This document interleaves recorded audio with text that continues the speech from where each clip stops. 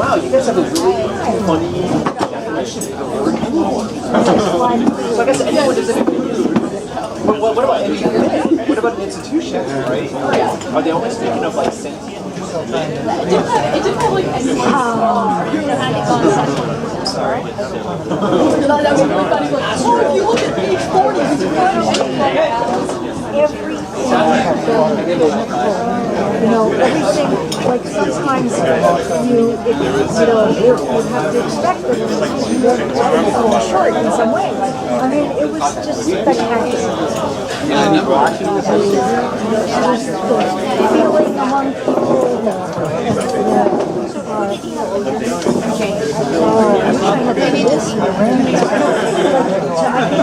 All right.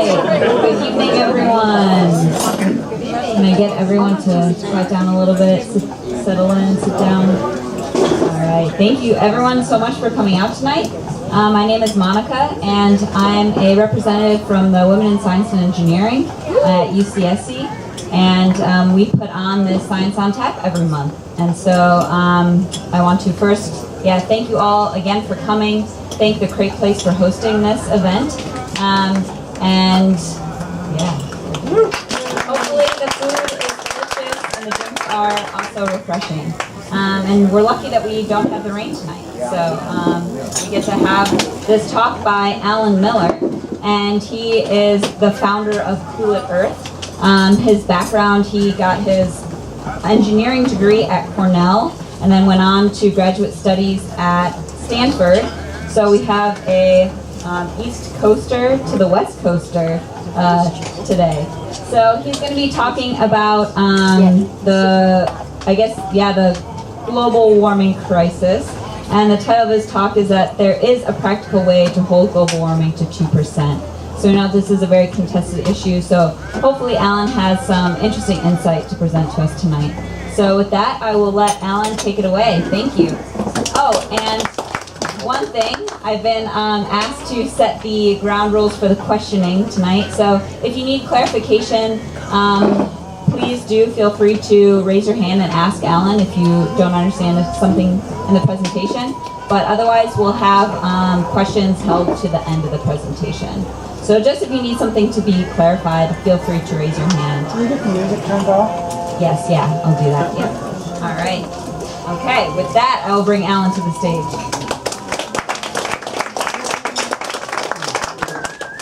Okay, thanks, Monica. I wish we could hold global warming to 2%. That'd be nice on some temperature scale, but actually, you see the title of this, the practical way. Right into the microphone. Right into the microphone? Wow. Really, right into the microphone. So as a practical matter, we're going to try to hold global warming to 2 degrees C. Okay, is that working? All right, good. All right, so you already know who I am and a little bit about me, so I do want to point out that we've got a whole team, 10 other people involved with Cool It Earth now, and a lot of what you see here contains ideas from the entire Cool It Earth team. Definitely not a one-man operation. I'm going to skip the executive summary. That's in the written version. Oh, which reminds me, there's a lot of material here. I'm not going to be able to convey it all. There may be a few of you who might be interested in some of those details. And I've got this all out there in Dropbox. So I'm going to pass around the list. Anybody who would like a link to the written version of this presentation that's on Dropbox, just put down your name and email on the list, and I will send you that link.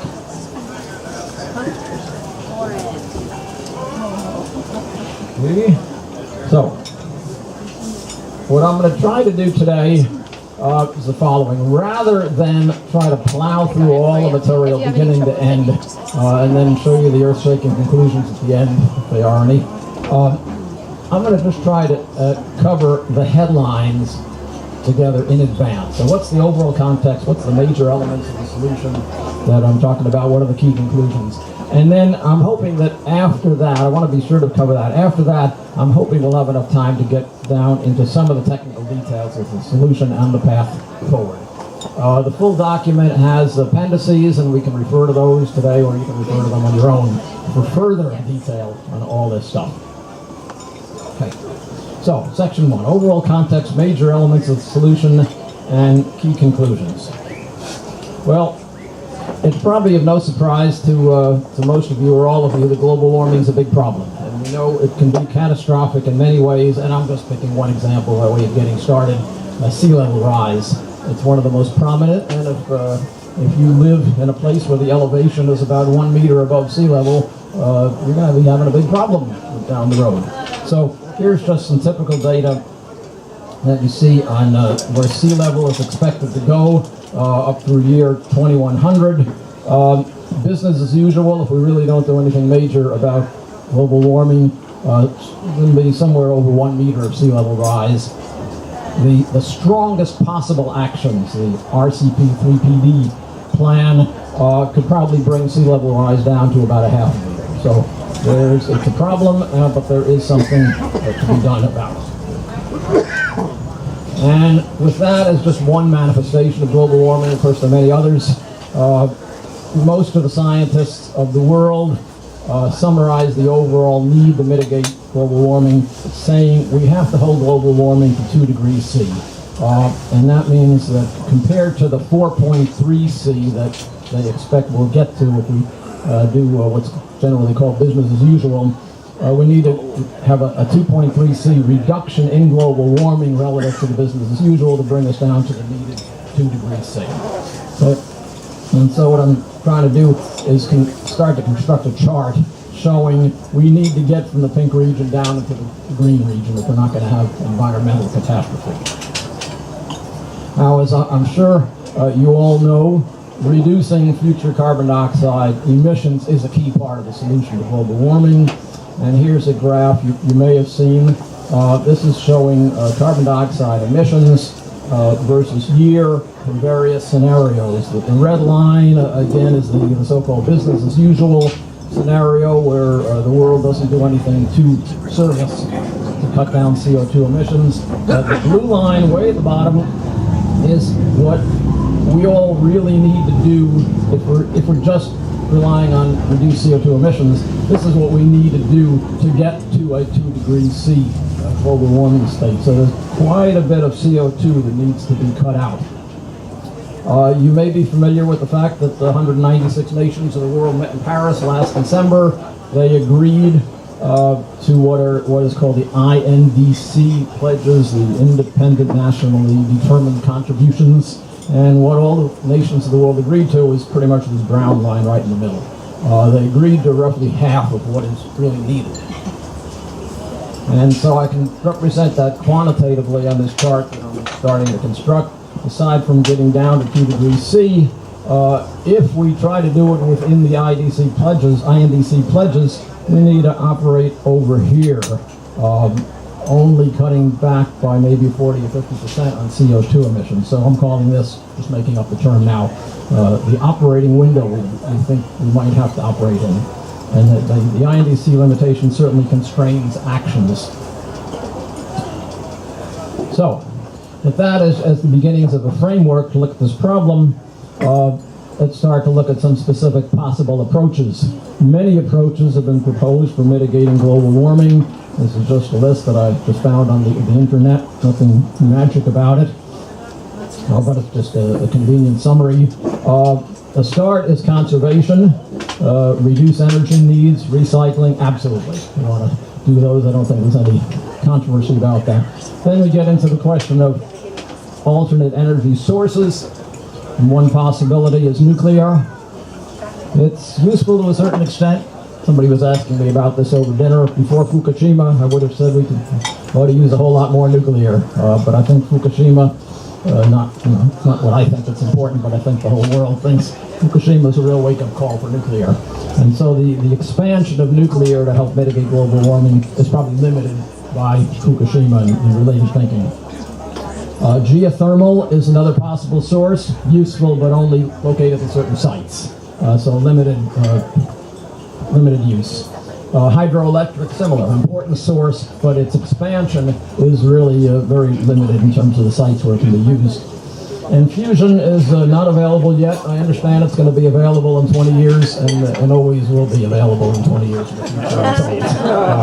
So apologies to any fusion scientists among us. There's another possibility that exists. It's called solar radiation management. And that consists of simply dispersing several 100 million tons of sulfur dioxide particles in the upper atmosphere and letting that be a kind of a natural sunshade for the Earth. And the aerospace company, which is a fairly objective source, did an evaluation a few years ago looking at pros and cons of solar radiation management, and they came up with 15 cons and 5 pros. And I think the general feeling is if there is such a thing as a general feeling of the world, is don't go there. Pretty risky. So among the commonly proposed solutions, that leaves wind and solar, which really is where all the action is these days. And so wind and solar, the dominant alternative energy technologies being planned for the future. And there's a group headed up by Mark Jacobson at Stanford, been looking at what they call the 100% wind wave and solar solution. To basically replace all energy now generated by fossil fuels with wind, wave, and solar. And they've analyzed this. First they analyzed it for the U.S., and now recently they've applied it to the entire world. And you can read some of the words. You can see most of this is wind. There's onshore wind, offshore wind, and there's utility scale photovoltaic, rooftop photovoltaic. And here's kind of their assumed build-out curve from now to 2050 of what would be required if we wanted to get all of our energy from wind, wave, and solar. And they find that the world's going to need close to 12 terawatts in the year 2050. Since wind and solar are both interruptible power sources, the wind dies down every so often and the sun goes down approximately once per day. You have to build in storage if you're going to rely on wind and solar for 100% of your energy. And it turns out storage adds about 10% of the cost. So they've applied this to the whole world, estimated the energy, the needs, and they go chunk, and they just say the capital cost of all new generators is $102 trillion. Now, I spent a lot of time at Stanford. I guess Monica mentioned that. We have actually 5 degrees in our family from Stanford. And I got to say, even for a Stanford guy, $102 trillion has got to be a lot of money. So that's a pretty expensive solution, but that's the number they came up with. So we can put their solution on this map that I'm been evolving and say, okay, on the axis of mitigation of global warming and elimination of CO2, here's the Jacobson solution, $102 trillion in capital cost. And to implement it, you have to replace it. It does get you down to 2.3 C global warming reduction, but you have to eliminate 100% of the CO2 reductions, and that greatly exceeds the INDC commitment. So that might be a bit of a practical problem. So maybe somebody's got a better idea. Okay, I think I've got a better idea. No? All right. Let me be really clear. My better idea involves OTEC, or Ocean Thermal Energy Conversion. But my better idea is not OTEC. OTEC has been around for a long time. It was first thought of by D'Arsonville in the 1880s, and it's been around a long time, just never, not yet commercialized because it's pretty expensive. But the operating principle is really pretty simple. Out in the ocean, especially if you go to the tropical parts of the world, the surface is nice and warm. We all know that. We go to Hawaii, we enjoy the nice warm water. Maybe 21 degrees C is an average in the tropical parts of the world. If you go down about 1,000 meters, down below what's called the thermocline, the water is nice and cold, 4 degrees C. It's 4 degrees C all over the world, but the surface temperature is only nice and warm in the tropics. And you can use that temperature difference between the deep water and the surface water to generate electricity. It's called the Rankine cycle. Same kind of cycle that we get our power from Moss Landing, except the working fluid is ammonia. It doesn't have to be ammonia, but some organic fluid rather than water, as it is at Moss Landing. And so the simple operation is you suck in warm water from the surface, run it through a heat exchanger, pass ammonia through that heat exchanger. The energy of the surface water boils the ammonia, generates enough pressure to spin a turbine. Turbine turns a generator, and there's your electricity. And now you've got a whole lot of low-pressure ammonia vapor coming out of your turbine, and that's where the cold water comes in. So all you need to do is suck this cold water up 1,000 meters up to the surface, run it through another heat exchanger, and use the cool, sometimes say, of the cold water to condense the ammonia vapor back to ammonia liquid. Now you can have a nice flow cycle, and there you are. So that's the basic operating principle of OTEC. And just as kind of an aside, the fact that you have to get down to 1,000 meters to reach the cold water means, as a practical matter, one wants to put the OTEC plant on a floating platform so that you can just go straight down to the cold water. If you put the OTEC plant on land, in principle it works, but now you have to run this cold water pipe down the slope, and it can easily get to be 4 or 5 times as long as what it has to be if you have a floating OTEC plant. So most large-scale applications of OTEC that people are thinking about involve floating platforms. And even though it was thought up in the 1880s, so there were some experiments starting about the 1930s on, I guess the only one that was successful at that time was a small land-based OTEC plant in Cuba. 1979, Lockheed, working with a few other organizations, said, let's test out the concept of a floating OTEC plant. And they built something called mini OTEC. Small, is about 50 kilowatts electricity gross, which produced 25 kilowatts net, roughly. That may not be the exact numbers. But what they proved at that time was that, yes, you could get net electricity from a floating OTEC plant. You would not have to spend more energy pumping the cold water up than you would get out. So that was good. Proved that the concept works. As I said, it's an experimental plan. We operated for a few months and then they shut it down. There's been other work on demonstration experimental OTEC plants since that time.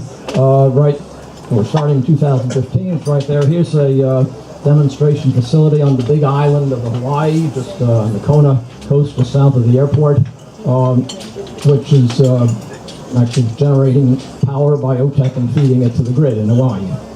And there are plans that have been drawn up by various large companies. For example, here's one by Lockheed, here's one by kind of the Lockheed of France, DCNS, for fairly large floating OTEC plants. And these, of course, these are not just cartoons. There's been engineering and cost studies and optimization and so forth that's gone into all this. So OTEC is a pretty familiar, as I said, a well-known technology.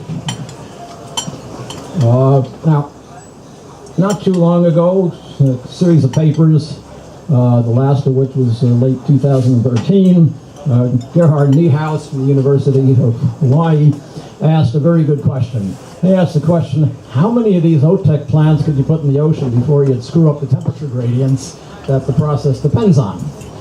And he used a pretty well-known computer model, the global circulation model from MIT, and he tried out OTEC at various rates, various total upwelling rates, really meaning various numbers of OTEC plants. And he found that if you, for example, if you try to produce 50 or 60 terawatts by OTEC, yes, you could get 50 or 60 terawatts at first, but then the temperature patterns in the ocean would change, and pretty soon you weren't getting 50 or 60 terawatts. You'd come coast right on down there. And what Niehaus found as a practical matter is that if you limited what you're trying to do to about 7 terawatts, it would cause a very, very small change in the temperature, about a 1 degree C decrease in the surface temperature and about a 1 degree increase in the cold water temperature at 1,000 meters, but then it would stay stable forever. And of course, the reason it stays stable, I say of course, is if you should just know this. It stays stable because the cold water is not a finite resource that's getting depleted. It's constantly getting replenished by what's called the thermohaline circulation of the Earth. And cold water is actually being regenerated in the cold parts of the world, the North Atlantic and around Antarctica. And so all that happens when you put in 7 terawatts of OTEC is it reaches a slightly different equilibrium and then continues on. So this is important work that was done by Niehaus. Again, so far nothing by me, I want you to notice, it's all previous work. Another piece of work, also not by me, was something I came across early 2015. And I was just looking into some of the implications of the cold water upwelling that was part of the OTEC process. And I came across a paper that was done in Germany at the Geomar Institute by Keller and colleagues. And they were studying climate engineering. And one of the processes that they studied, again with one of these big, complicated, powerful computer models that climatologists use these days, it's the UVic model. They were studying artificial ocean upwelling.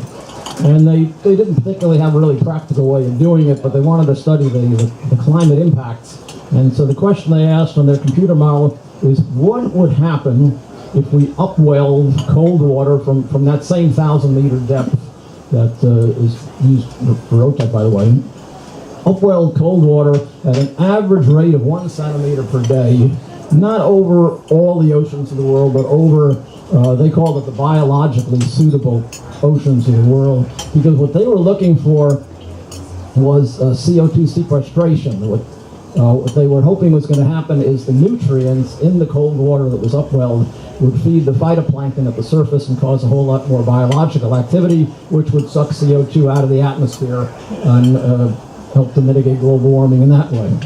Well, it turns out that what they got was a certain amount of CO2 sequestration, but as kind of a surprise outcome, this process that they did, of course, on their computer model, decreased the average atmospheric temperature of the Earth by over 1 degree C. And that's kind of nice. That could be really useful for global warming. And if you look at the details of why did the average atmospheric temperature of the Earth go down, some of the other clues that came out of the computer model is that there was an increase in average sea ice coverage, and there was, as a result of the increased sea ice coverage, there was an increase in average albedo. For those of you who are not familiar with it, albedo really is reflectivity. And so it appears that what was going on in their computer model is that the cold water upwelling triggered a climate feedback loop involving decreasing air temperature from the cold water temperature, which increased the sea ice, which increased the albedo, which increased the reflection of solar radiation out into space, further decreasing the air temperature. Of course, that's the way feedback loop works. It appears that was going on in their computer model, and since their computer model has been well benchmarked and it's a well-accepted model, there's no reason to believe that the same thing would not happen in reality. It's going to be a while until we get to run the experiment. Excuse me, why is it so much different in that area, Indonesia area? I think that's where a lot of the upwelling was going on. They didn't upwell, let's say, all over the Earth. They upwelled in the biologically suitable areas, and I think the southern latitudes were more biologically suitable than the northern latitudes. If you ask me why in the Pacific and not in the Atlantic, I can't tell you actually. I'm sure there must be a reason, but I don't know it. Okay, so far what I'm still showing you is other people's work. Okay, Niehaus on the one hand and Keller on the other hand. But when I saw the Keller result, a little light bulb went on in my head. I said, Keller's studying cold water upwelling, and we know that in OTEC there's a whole lot of cold water upwelling. And so the question that I asked myself is, I wonder how the two quantities of cold water upwelling compare against each other. Well, wouldn't you know it, they're almost exactly the same number. And the appendix of this document that I'm not going to show tonight actually shows you the calculation. So that says that the cold water that would be upwelled by 7 terawatts of OTEC would decrease the Earth's atmospheric temperature by over 1 degree C. And wouldn't that be nice? Okay, and so that's my attempted contribution to the cause here, putting those two together. That's never been put together by anybody else, but I'm hoping it's going to turn out to be really useful in trying to mitigate global warming. So as a summary, I can say the 1.1 degree C decrease in SAT that can be induced by large-scale OTEC is the enabler of the current approach, and everything else follows from that. So we go back to our map and trying to construct. Here's where OTEC lands. 7 terawatts of OTEC lands right there. I already told you about the 1.1 degrees C.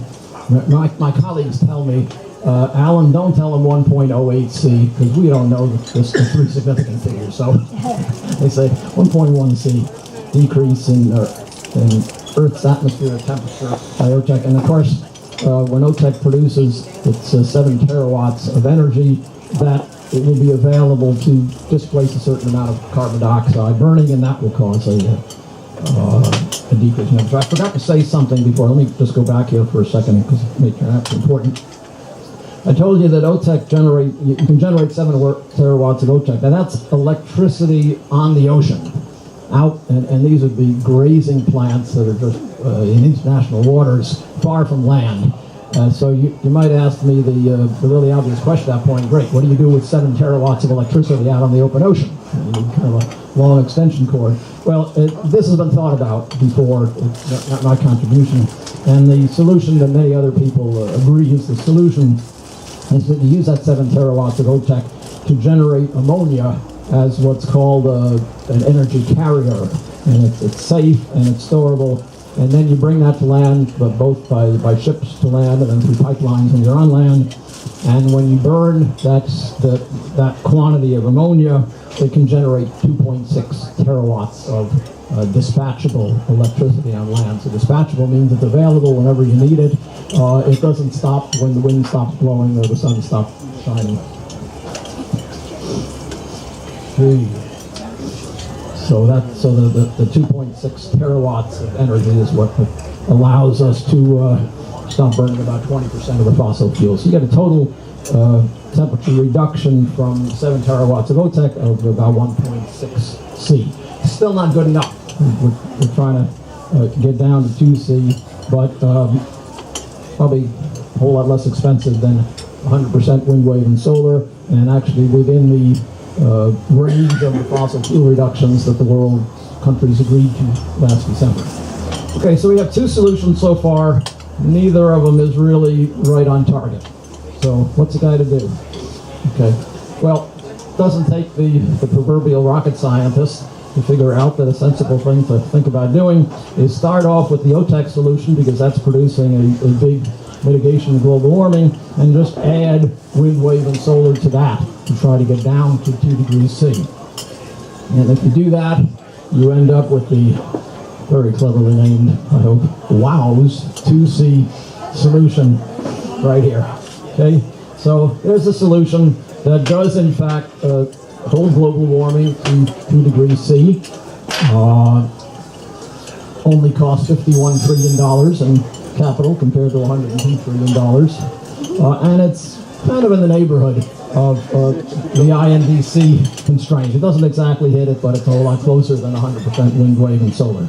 So that's what I'm calling key conclusion 1. The WOW's 2C solution, combining the maximum OTEC and 31% wind, wave, and solar, gets us to 2C, stays close to the INDC commitments, and saves $51 trillion in capital costs compared to 100% wind, wave, and solar. Now, capital cost is not everything. In the electricity business, what's really important is what's called the levelized cost of electricity, which includes capital as a major component, but also operating and maintenance costs and other costs. So if we want to do any kind of a fair comparison of one approach versus the other, we ought to be computing the levelized cost of electricity. So as part of this work, I've put together a cost model to just figure out all these numbers. The cost model is based on costs that have been estimated by other people who have been digging into this. So these are not made up numbers. I've taken all of the cost numbers that go into this from other sources. And if you put those numbers in here and compare OTEC against wind, wave, and solar, here's what you get at the bottom. At least within the U.S., the Jacobson work estimated that the wind, wave, and solar solution, including storage, would cost 11.37 cents per kilowatt hour.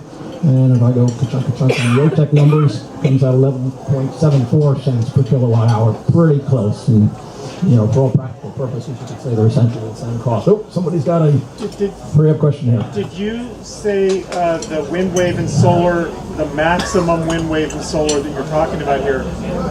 What does maximum mean again?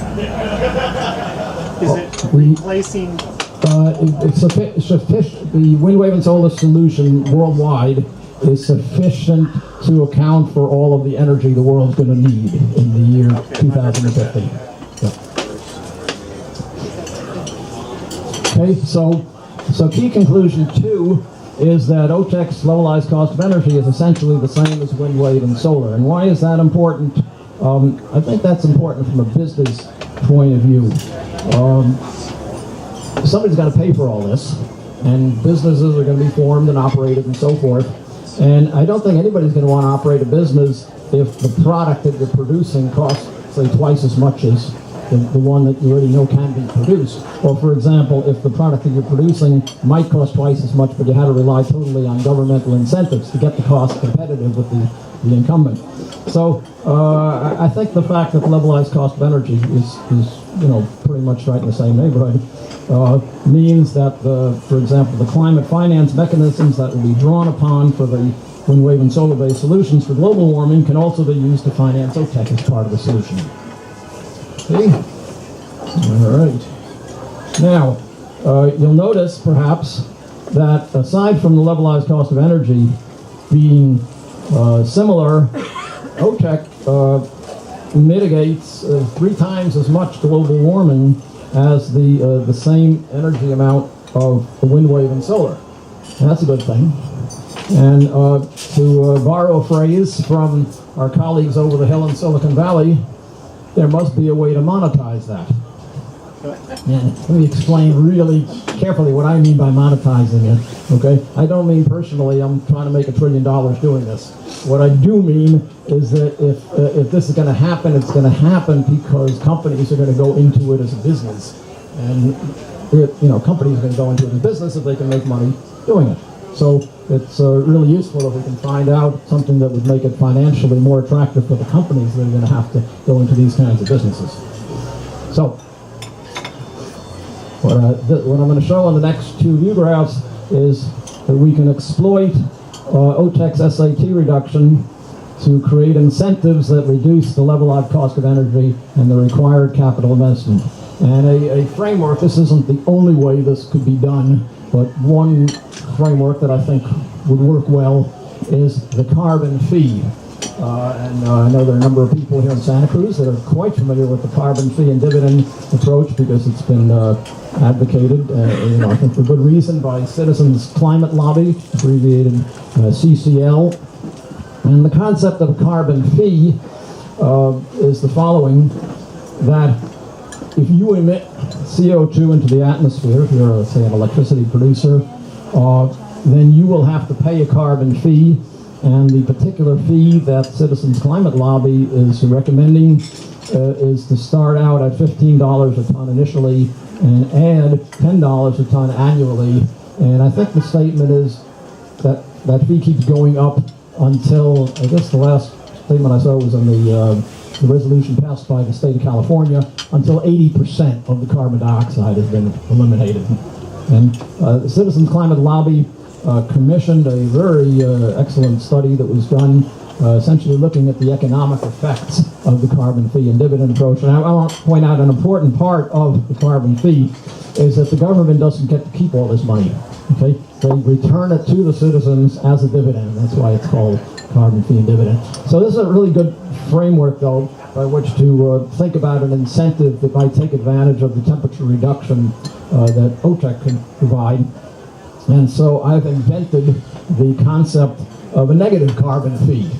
And it's really not all that hard to imagine. The basis of this is the fact that the 1.08 C surface atmospheric temperature reduction that would occur from a full 7 terawatts of OTEC, which, by the way, is roughly 20,000 OTEC plants at 400 megawatts each, that turns out to be equivalent to avoiding 2,260 gigatons of CO2 emissions. And in the appendix of this document that it says available to you, can show you that calculation, and you get about the same answer by two totally independent methods. So the concept is for any process that's being implemented that causes, or let's say any alternative energy process that's being implemented that causes a decrease in atmospheric temperature. From that decrease in atmospheric temperature, we go over to this line, which has a slope of 2096 gigatons per degree C. That's that same number. And so we can say here is the equivalent CO2 that's taken out of the atmosphere by that process. And you can think of it as a negative emission. That's the equivalent to the temperature reduction. And then from that negative emission, we can go down to for example, we could go to the same slope, the same dollars per ton used in the carbon fee. And if we want to collect 100% of that negative carbon fee, we come over here, and here is the negative carbon fee that's paid to the owner of the process that's causing the atmospheric temperature reduction. Now, we don't have to collect 100%. We could choose to collect a smaller fraction, for example, 15% of that fee, and I'll show you that on the next slide. So I've sort of invented this concept of the negative carbon fee as a framework by which a government incentive could be set up. It's not totally without precedent. For example, if you look at the California Air Resources Board in California, they have a program called carbon offsets, where if you plant a whole lot of new trees, they will give you CO2 emission allowances, and then you can take those to the carbon markets and trade them for cash in exchange for planting all those trees that are going to take CO2 out of the atmosphere. So philosophically, it's kind of similar to carbon offsets, but I'm taking advantage of the carbon fee and dividend rate structure that exists as something that the Citizen Climate Lobby is actually trying to get the Congress to implement. Okay, so turns out, if we go back to the same cost calculations I was showing you before, and if we collect only 15% of the Citizens Climate Lobby recommended rate, we can decrease the levelized cost of energy by 50%. Okay, and that would be nice. So, I guess that's what I'm saying in key conclusion 3, that a 15% negative carbon fee incentive can cut the levelized cost of energy to half, and the business significance of that is that could make adoption of OTEC a very attractive element in the overall strategy for mitigating global warming. Question? Yeah. I'm not quite clear on this collecting 50%. Is that like maybe through tax funds or something, that incentive would be paid to that company? I think I forgot to read to you that, at least my concept is that the negative carbon fee would be paid out of the income from the regular carbon fees paid by continuing emitters. So it would not come out of tax funds. It would come out of the money the government would already be collecting from the carbon fees. Again, just the beginnings of a concept, but appreciate the question. Yes? But doesn't that mean the dividend then would only be 85% instead of 100%? In terms of the amount given back to the citizens? Yeah. Well, I think you have to be careful with the math, because I think implicit in what you just said is that you are giving back the negative carbon fee on the same number of tons of CO2 as you're collecting the positive carbon fee from, and that's not necessarily true.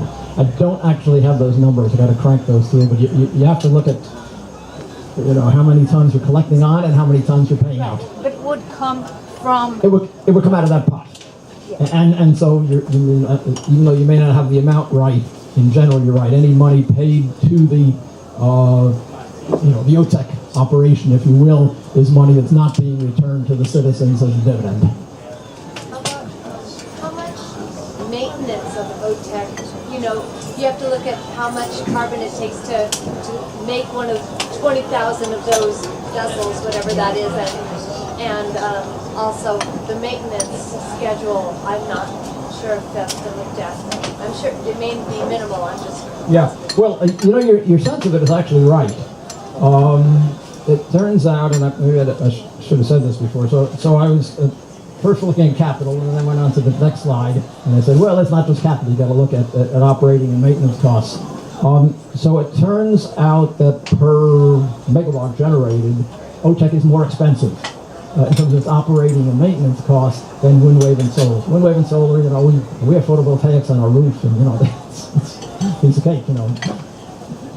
Wash the dust off them once a year. OTEC, and I think that's maybe what you're thinking. You've got floating plants that generate electricity, other parts of the plants generate ammonia. Yeah, there are costs, but I built those costs in. It's not the cost, I'm talking about the carbon, The life cycle carbon. the life cycle of the carbon, you know, that's taken to make those. To build them? Yeah. Well, I think what we really have to ask is what's the differential between how much carbon is emitted while building the OTEC plants compared to how much carbon is emitted while building photovoltaics or wind. I don't know the answer. It's a good question. Good question though to be asked, but I don't know the answer. But do you want to dig into that and report I'll back? be right with you Okay. on that, Doctor. All right, thank you. I usually used to pull that on my students in class if somebody asked a really tough question. I'd say, "Will you dig into that and report back at the next class?" Yeah. It seems like there also might be a huge problem with increasing velocity of storms all over the ocean due to global warming. Might that wreak havoc on all these platforms all over the place? They're typically designed to take what's called the mid-ocean conditions. So yes, I mean, you build floating platforms out there, you better design them right. But I want to be careful here. That I want to say, watch out that the people who brought you Deepwater Horizon. Well, that wasn't a problem with the platform. That was a problem with what's going on down there. I mean, using a lot of technology and computer modeling that's been developed in the offshore oil industry.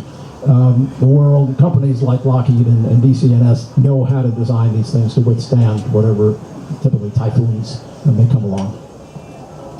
Okay. All right. So we talked about that. And okay, so now at this point I've talked about capital costs, I've talked about levelized cost of energy. This doesn't all happen at once, okay? So a really good question to ask, as another financial question, is how much capital is somebody or some collection of somebody is going to have to invest to make all this happen? And so I've used my financial model to kind of examine what the scenario might look like. And so what I've assumed is that we're going to build these roughly 20,000 OTEC plants over about a 30-year period using the same build curve that I showed you before for the 100% wind wave and solar solution. And so of course the first thing that's going to happen is the company doing this is going to have to invest money. It's going to have to pay money to build these plants. It's going to have to pay money to start operating these plants. While they're paying this money, they're going to be collecting electricity income, and they're going to be collecting income from the negative carbon fee. But at first, the income is not going to equal the costs, and so you have to put in investment. And I'm plotting all this for those of you who may be familiar with it. I'm using the concept of a net present value to essentially collapse all of the investments and expenses back to what they're worth at the present. Very, very familiar financial term. Okay, so at first, you got to put money in, and for this scenario that I've constructed, in which I've only had to assume that we collect 2% more of the CCL negative carbon fee than what I showed you before, using the same levelized cost of energy, basically half of a wind wave and solar. So at first, you got to put money in.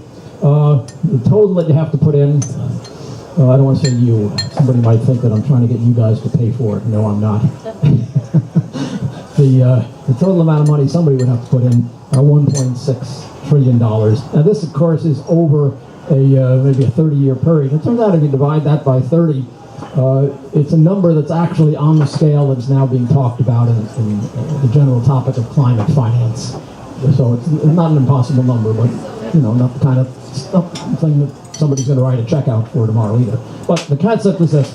That's the maximum amount of money that the investors would have to put in. And that's at about 6,000 plants and about 10 years into the build. Okay. Beyond that point, what's happening, part of it is that the costs have gone down a bit as we go through the learning curve, and I've just built in the standard industrial learning curve where for new technology, costs go down about 10% for every doubling of production. But what's really happening is due to the fact that the carbon fee rates are going up by $10 a ton every year, you start to collect more and more income for each OTEC plant as time goes on. And about 14,000 OTEC plants, the investors have gotten their money back. So you're back to a net present value of zero, which means, and I've assumed a 3% return on investment, or in net present value, that's called the discount rate. And I've assumed that only because that's the number that Jacobson has used in his studies. It may not be the one that is the right one for this kind of technology. But in any event, after, with these set of numbers at 14,000 plants, somebody's recouped their investment. Okay, but we haven't completed the full build-out. So as we continue on to 20,000 plants, we keep on taking in electricity income, we keep on taking in negative carbon fees, and at this point we've piled up a nice little piggy bank of somewhere like $3 trillion surplus. And the reason for piling up that surplus is the following. At this point we've completed the build-out. We're not going to collect any more incentives because once the plant is in the water, we know it's going to create a certain reduction in atmospheric temperature, and it's going to collect a certain incentive corresponding to that temperature reduction. So you don't keep collecting incentive as you keep operating the plant. But in fact, we want to keep operating the plants after we collect the incentives. We don't want to take 20,000 OTEC plants and suddenly shut them off. Number one, from a climate point of view, that would probably not be a really smart thing to do. And number two, they're producing a whole lot of dispatchable CO2-free electricity, and I think the world's going to want to continue to use that. So the reason for building up that $3 trillion surplus is that it's now sufficient to operate those same plants for, in this case, I've assumed another 100 years without collecting any more incentive income before coming back to a net present value of zero. The result is not very sensitive to the assumption of 100 years. The net present value of 500 years is really pretty similar to 100 years, actually, on a net present value basis. So the system can operate profitably for a long time after the incentives have been collected. And although I don't want to show you the numbers, it's a little hard to do on the same slide. If you try to do the same thing without collecting the incentive, then the required capital, instead of being roughly 1.7 trillion, becomes 3.5 trillion. So I think it's fair to say that an incentive at 17% of the CCL rates cuts the required investment and also the levelized cost of energy in half. So key conclusion 4 is that OTEC's SAT reduction enables incentives that reduce the required capital investment very substantially. Now, I wonder if anybody here has been gestating the thought, hey, great Miller, what's this going to do to the ocean environment? Anybody been having that thought go through their heads? All right, not surprised. And that's a good question to be asking, and lots of people have been asking it. So let me cut to the chase. Looking at all the information I've been able to find, I don't think there are any showstoppers here. This is a one-page summary of my findings, or my summary of what the environmental impacts might be, as from other people's work. There's about a 6-page expansion of this in the appendix in the document that's available to you if you want. So, but let me just kind of step through this by way of a summary. So one behavior one might think about is, well, this will happen. The upwelling of the nutrients in the cold water will fertilize the plankton and will increase local marine productivity in the vicinity of the OTEC plants. And as far as I can tell, looking at the literature, nobody says, oh my God, that's a showstopper. Keller, and this was the increased marine productivity was part of the modeling that Keller did, and their initial statement was maybe beneficial for some species and fisheries. Ecosystems of fertilized regions would be disrupted by these changes, decreased productivity in unfertilized regions. So there would be effects, but he's not pointing to, you can't do this for these reasons. Another possibility is what's called harmful algae blooms. Again, there's no mention by Keller of the need to avoid algae blooms when you're operating on the open ocean. Now, if you're going to build an OTEC plant and it's going to be near shore, for example, an anchored OTEC plant, near Hawaii that's been considered for a long time. That's a different story, and so Pat Grandelli and others at Mackay modeled what's going to happen to algae blooms for an OTEC plant near Hawaii, and their conclusion was if you're close to land, close to fisheries or fishermen, close to surfers especially, you need to discharge the cold water below the photic zone to avoid harmful algae blooms. But that does not appear to be a constraint when you're operating on the open ocean. And in fact, Pat Grandelli is on our team, and he has said the same thing, that he doesn't think that's a constraint if we talk about open ocean OTEC plants. Okay. Another behavior is that increased photosynthesis will increase the CO2 sequestration and the local partial pressure of carbon dioxide and in the ocean. And it turns out, if you look at Keller's calculations from the framework of ocean acidification, that the cold water upwelling actually increases the pH. And so it's a very, although the number is really small compared to the changes in pH that are expected to be ongoing as a result of global warming, but at least it's not making it any worse. There's one item in here I'd have to say, frankly, needs to be quantified further. I can't say not a problem. I'm certainly not saying is a problem, which needs to be studied further. Keller pointed to respiration of fertilization-induced organic matter and the possibility that the increased deoxygenation and so forth might increase the production of methane and nitrous oxide, I guess, N2O. So that needs further study. I think that's the best I can say about that. Keller, in his paper, asked the question, what happens if the ocean upwelling suddenly stopped? He showed, in fact, that the temperature actually would get warmer than it would if you didn't implement the process at all. But frankly, I don't see any reason why we'd ever want to stop the operation of 20,000 OTEC plants simultaneously. It just doesn't seem like a very sensible scenario. A question a lot of people have asked is, there's dissolved carbon dioxide in the ocean. When you bring that up to the surface, of course it's under a pretty high pressure at 1,000 meters. When you bring that up to the surface where the pressure is lower, isn't all that dissolved carbon dioxide going to come out of the ocean, enter the atmosphere, and give you big problems? And this was actually studied by Carl and Letelier a little while back. And what they showed is that the release of the CO2 is more than compensated by increased production by feeding the nutrients to the phytoplankton. And so there was actually a net uptake of CO2 from the atmosphere, not a transfer of CO2 into the atmosphere, so not a problem. And then finally on this list, we're going to swallow up a whole lot of marine critters by all this cold water upwelling. And so there was a pretty extensive workshop conducted by NOAA in 2010, and they looked at what might get swallowed up, how significant it is, how big it is, and so forth. And the takeaway from that is, yes, there will be effects, but none that are both highly likely and of high significance. So that's my summary at the moment of environmental impacts. Probably not the last word, but at least I haven't discovered any showstoppers there. I want to point out, before just leaving this overall summary, there's no reason in principle why one has to stop at the WOW's 2C solution.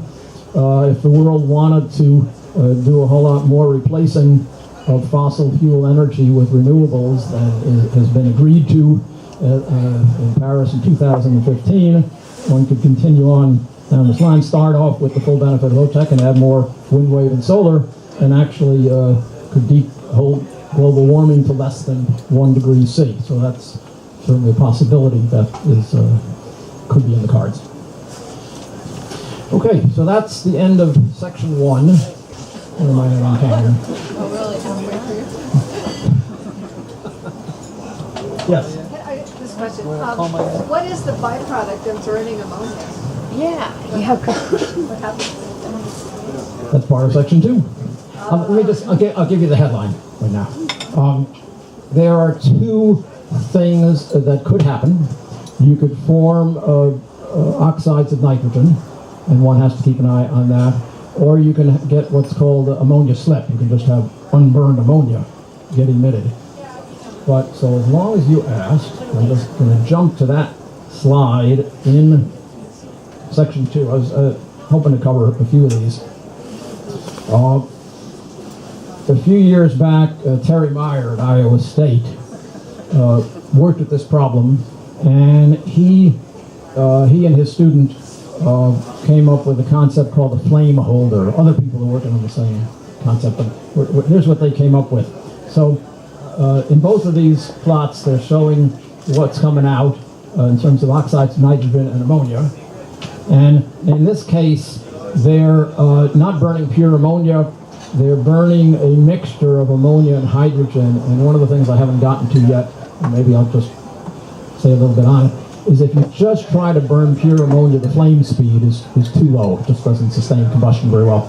So it's well known that you actually have to decompose the ammonia into a mixture of ammonia and hydrogen in order to have sustainable combustion, for example, in a boiler or even in a gas turbine. And it's been shown that about 65% ammonia, 35% hydrogen has about the right flame speed.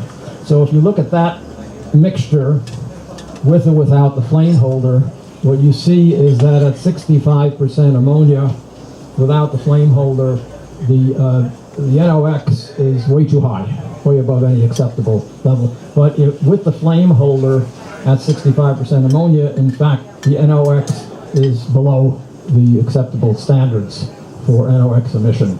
And similarly with ammonia slip. At 65% ammonia, the ammonia slip, if combined with wet scrubbing, which is a really good way to get ammonia out of a gas stream. It's not the only way to do it. Other people are coming up with other ways that can also be acceptable. So the short answer to your question is both of those are manageable. Okay. And I think as long as we've wandered into, this is really just a couple of slides in part 2.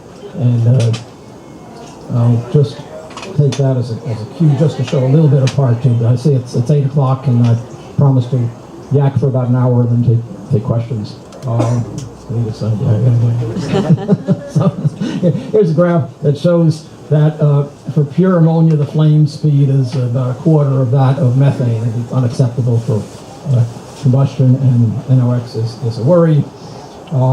Here's some graphs showing that if you can't read this, but basically in this work, 28% dissociation of ammonia and hydrogen achieves a burning velocity similar to natural gas. And this is an important one I just want to point to.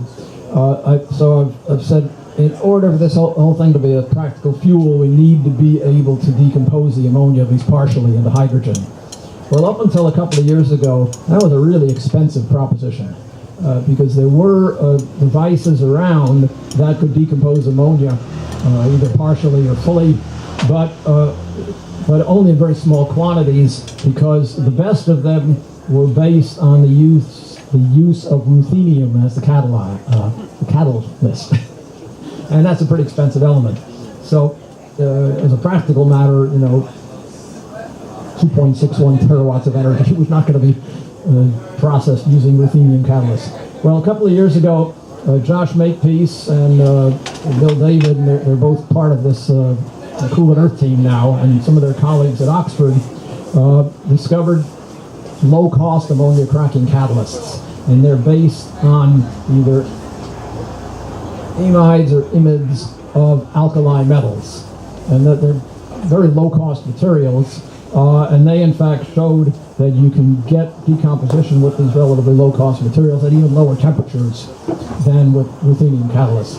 Now, they're still working on it. For example, they've got to discover exactly the right compound that stays a solid over the whole temperature regime of interest, because that's important as a practical matter. How do you package it? How do you make them into catalysts that can be used on actual devices? But I feel they're kind of hot on the trail, and so with further development, and other people in the world are also working on low-cost ammonia decomposition catalysts. So that's an important piece of the puzzle, and none of this is going to happen until that piece of the puzzle is in place. But at least I'm trying to point to pieces of the puzzle that could be assembled to come up with a better solution to global warming than what's available right now. Okay, so I think at this point, in view of the time, I'm not seeing a popular outcry for me to continue for another hour. I'm going to just summarize the conclusions. There's a section here on the path forward. I think I'll skip that. And so let me just say the results of preliminary physical and financial modeling support the concept that this approach can be valuable in holding global warming to 2 degrees C or even lower. The use of OTEC at its maximum environmentally acceptable level, together with sufficient wind, wave, and solar for the rest of the renewables required to hold global warming at 2C, would save on the order of $50 trillion in capital costs compared to 100% WWS solution. Using ammonia as the storable energy carrier, this can also generate 2.6 terawatts of CO2-free dispatchable electricity on land. The same solution would keep the required replacement of fossil fuels close to that agreed upon under the INDC commitments.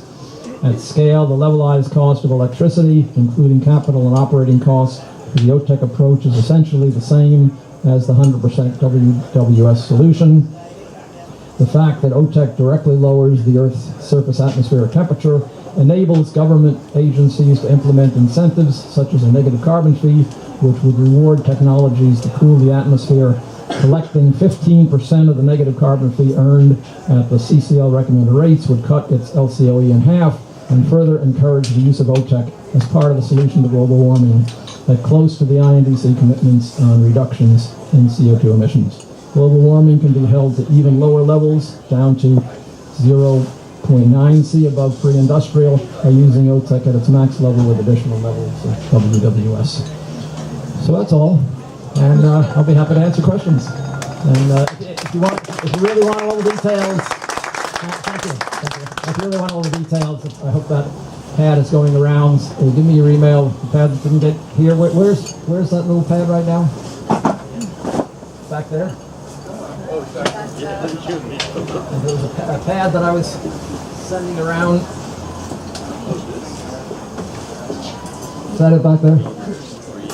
Is that somebody's dinner check they're puzzling over? Does somebody know where the little pad of paper is that I asked? Oh, you do have it. Okay, so if you're really interested in getting the full document, find the pad of paper, give me your email address, and I'll send you the link to it. Okay, so questions, further questions? Is there an